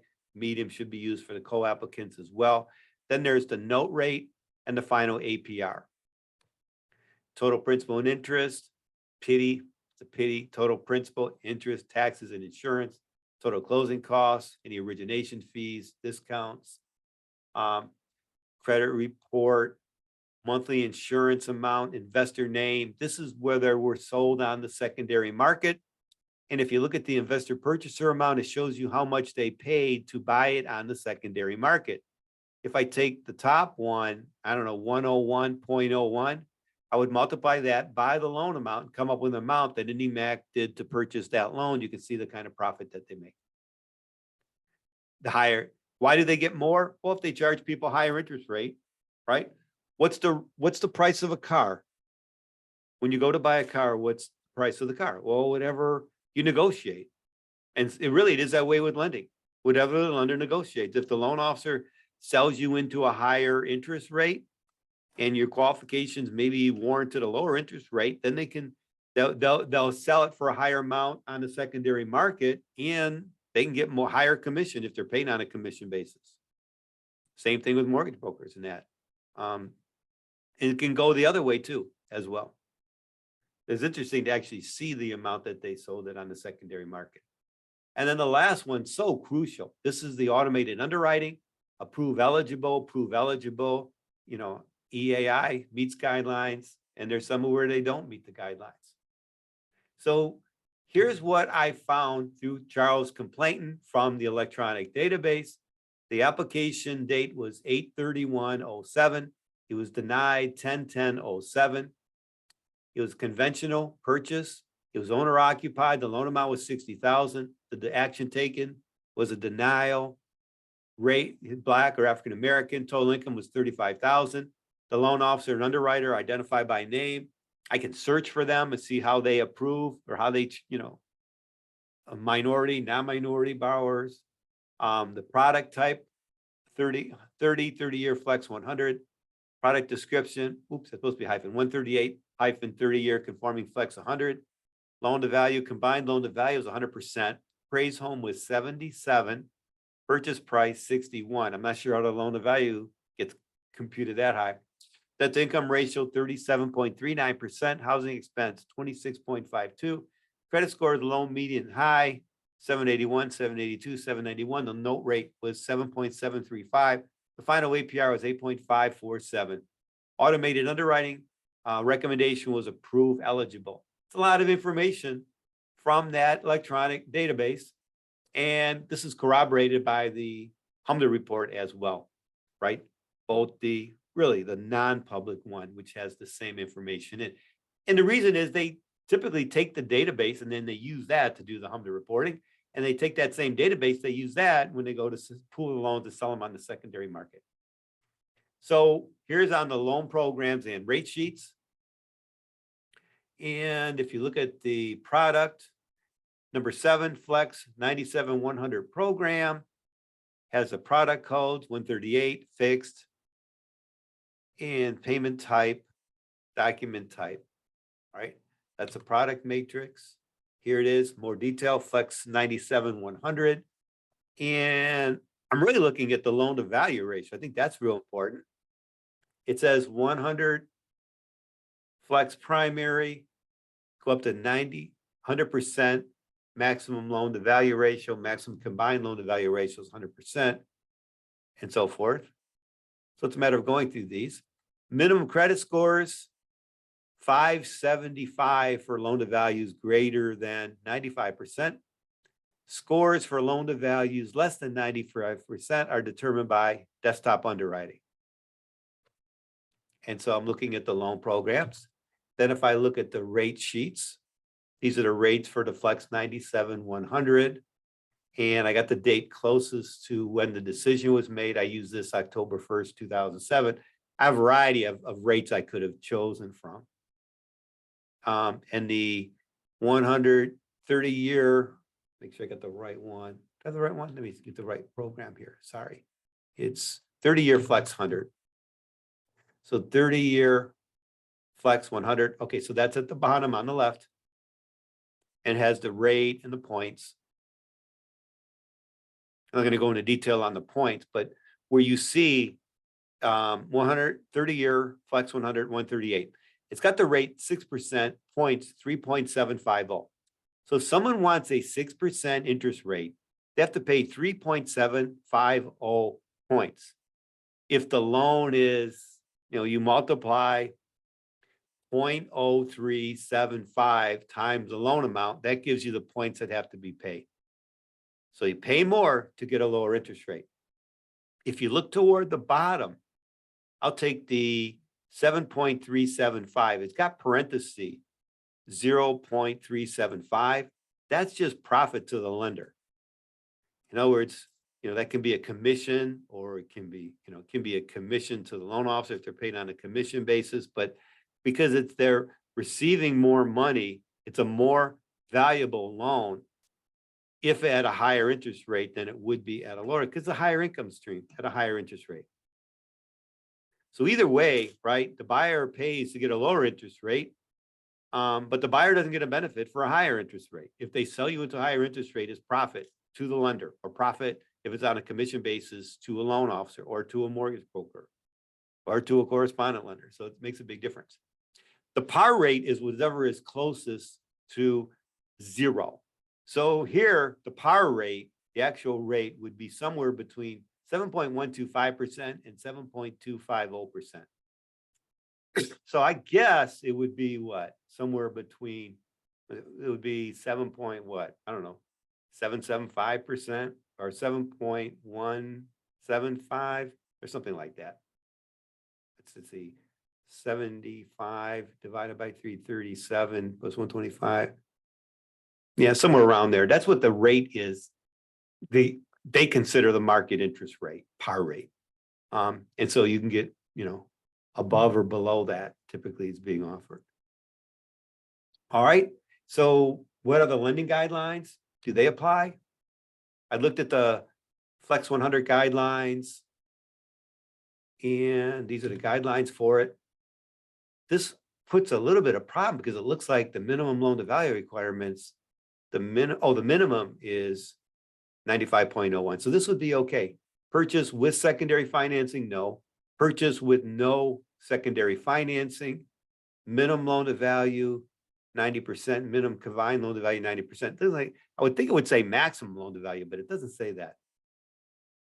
But on the bottom part says maximum loan to value ratio, Flex 100, maximum loan to value 80%, combined loan to value 100%. So it looks like they would be over, right? The report said combined loan to value was 100. Now, there's a discrepancy, obviously, because of the loan amount and the way the home appraised, right? But here it looks like, but we'll resolve this question about the Flex 100, whether you can go up to a loan to value of 100%. I know here it says combined loan to value can be 100%, which is true, but she only had her LTV was 100%, combined loan to value is 100%. So she has 100. Is that a problem? We'll find out. That's an open question. So we're going to identify, also use that kind of database to identify comparable files. This is the most crucial step. So what do we want to look for comparable files? We want white applicants whose loans were originated, and that means they closed. Whatever flaws or imperfections there may have been in their file or in their qualifications, they closed. They got the loans. They bought their homes. That's the comparison we really want to use. And then we want to use the 138 30-year conforming flex loan program. We want to have borrowers applying under the same loan program. We want it to be a home purchase. We want their credit scores to be less, right? Less than Giles' complaint, so below 782. The debt to income ratios over 37.385%. The housing expense income ratio over 26.517. And an APR, want them to get a better loan product, APR below 8.54766%. APR means it's a combination of the interest rate and all the other certain closing costs. And the idea is that people get an APR on the truth in lending statement, then they can shop around their APRs. People aren't doing it, but that's the idea of the APR. It gives a percentage that people can use to shop around. I think I left off the percent on that, but they don't do it. So I went through it. There's just a ton of files. I just stopped it like, how many I could fit on the screen. So there's Charles' complaint. I took this number off. The action taken was denied. He's Black. Under the same loan program, there's his credit score, debt ratio, housing expense income ratio, loan to value ratio, and APR. Interesting thing is, look at all the white borrowers whose loans were originated and their loan to value ratio was 100% as well.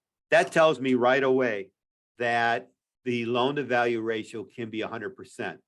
So when I look at the bottom of this screen here, where it says Flex 100, maximum loan to value of 80%, combined loan to value of 80%. Practically speaking, it may say that in those guidelines, but they are allowing people under the Flex 100 program to have an LTV of 100%.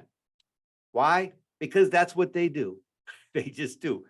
I don't need to be an expert in lending. I don't need to be an expert in anything, but I can read the data, and that's what it says. If you look at it, I don't know how you wanted to sort it, right? I think I sorted this by APR because I think APR is just so important to me. But you could sort it by credit score. You could start with some of the low credit scores. I could give you the data on that. You can see that there's some in the maybe the low 600 range. There may be people lower than that. I just went off APR. There's some with higher debt ratios. Look at the third one down. The debt ratio is 60%. That's very high. 52%, 54%, 63%, 60%, right? 61%, very, very high debt ratio. Housing expense income ratios, they can be pretty high too.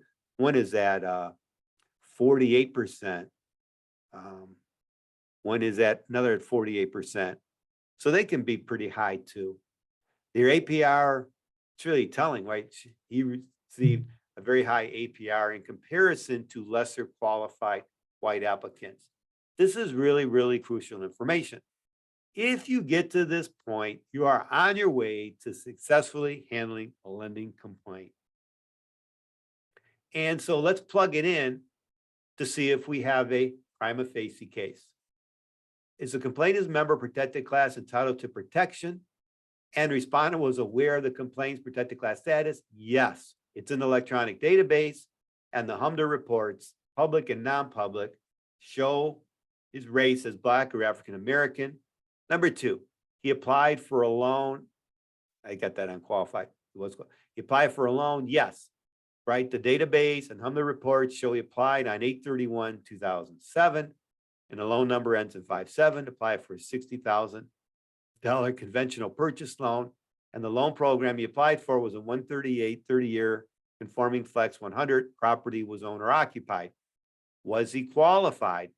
The automated underwriting findings said approve eligible. Credit score is 781, 782, and 791. 782 is a key one. Income of 35,000. Housing expense to income ratio 26%. Debt to income ratio was 37. Home appraised at 77,000. And did the lender reject? Yes. According to electronic base, and the HMDA report shows he was denied on 10/10/2007. Did the lender approve loans to contrasting class of applicants with qualifications substantially similar? Yes. It shows that numerous white applicants whose loans were originated under the same program, from purchase loans, even though they had lower credit scores, that income ratios higher, and house expense income ratios over 26.517%, and loan to value ratios at 100%. So what is a non-discriminatory reason? There's only one listed, is collateral. And is there evidence that that's pretextual? Yes, because the loan program for Flex 97-100 permits max LTV, max combined loan to value of 100%. Also, the numerous white applicants that we had in the spreadsheet whose loans were originated under the same 138 30-year conforming Flex loan program for home purchase loans, they had LTVs at 100%. So there is evidence to rebut the non-discriminatory reason. So it looks like, this case should proceed further. Just to show this same kind of way, this is a loan modification case. This the plaintiff here is filed in federal court. You can see she was turned down. She was upside down on her monthly income and expenses by 176. And you can see how upside down some of the other borrowers with unemployment income were, but they received loan modifications and they received substantial principal and interest reductions. They were treated differently than her. As this went forward, I did get a sample of the other white borrowers with unemployment income who had their loan modifications granted. If I read this loan default reason notes, it's shocking. They had absolutely nothing going for them, living on credit card with only one month left on their credit card, and they still got a loan modification. That's when you get into those files, again, the cases really become one at that point. If I come back here, you just want to look at these files. Ask the lender to give you all these files, and then you go through and read them on whatever issue is important. Here she got turned down, I guess, loan to value ratio because of collateral. You would examine that and other factors as well. And once you do it, you get information like this. That's so valuable.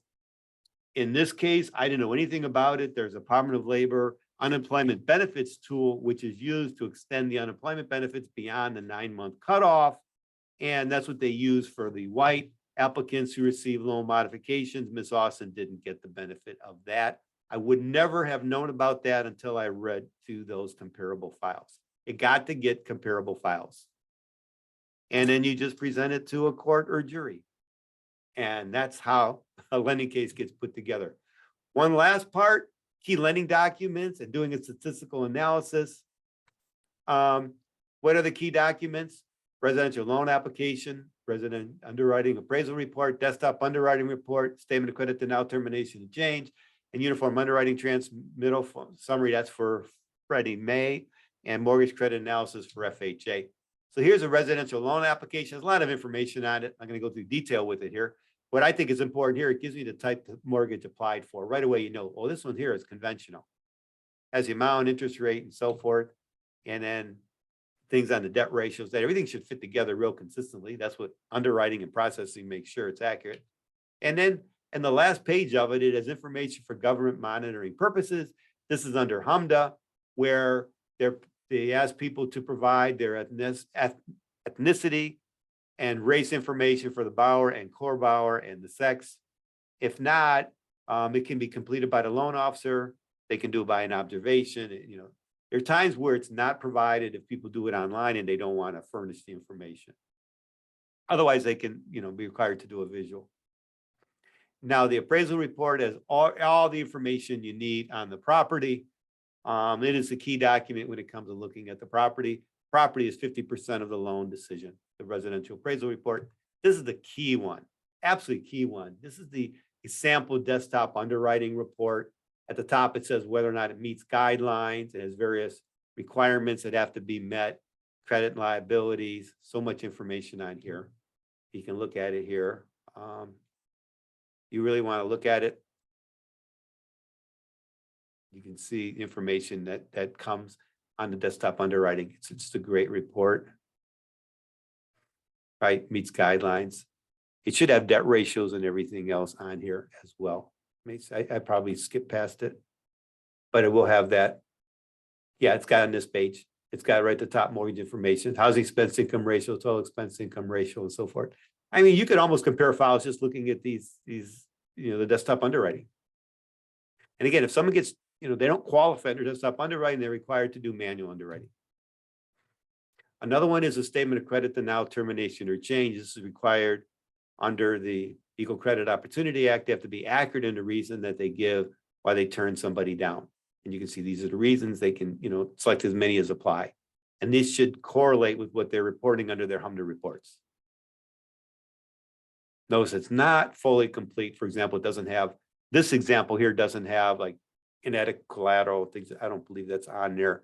The lender can use their own form or they can type it up. It just has to be similar to this. This is the standard form, right, under Equal Credit Opportunity Act.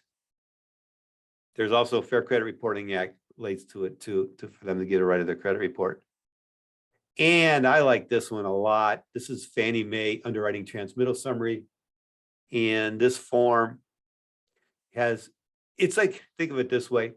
When the file gets sent over to underwriting or the file gets sent from underwriting onto the secondary market, this page sits on top because it summarizes so many aspects of it. If you look at the bottom left, it's got risk assessment, manual writing, and automated underwriting. They did both. It has so much information as a loan type, amortization, loan purpose. It should have qualifying ratios on it. You'll see it, yeah, under underwriting information, qualifying ratios, loan to value ratios, all the information. It's a one-page snapshot summary of it. It doesn't have the race information or ethnicity information on it. That's the one thing about the underwriting transmittal summary. You got to go to the loan application to get that, or again, the database will have it, or the HMDA reports will have it. And this is the one for FHA mortgage credit analysis worksheet. I didn't have a sample one online that I could grab. Not quite as much information as you get for Fannie Mae on conventional, but this is the one, the mortgage credit analysis for FHA loans. And it should have debt ratios as well on this. Yeah, it has it under 14. Line 14 has the ratios. So one last part, statistical analysis of a lender's HMDA report. And here's kind of the quick little guideline on how to get the information. I did for 2007 and I did for a more recent year. So I followed these directions. You know, it's hard citing something online because sometimes they'll revamp the site.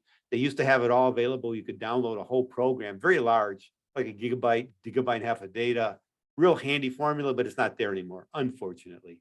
And I deleted it off because using so much space on my computer. I wish I would have kept it. So I got to do it. I have to go online to do it.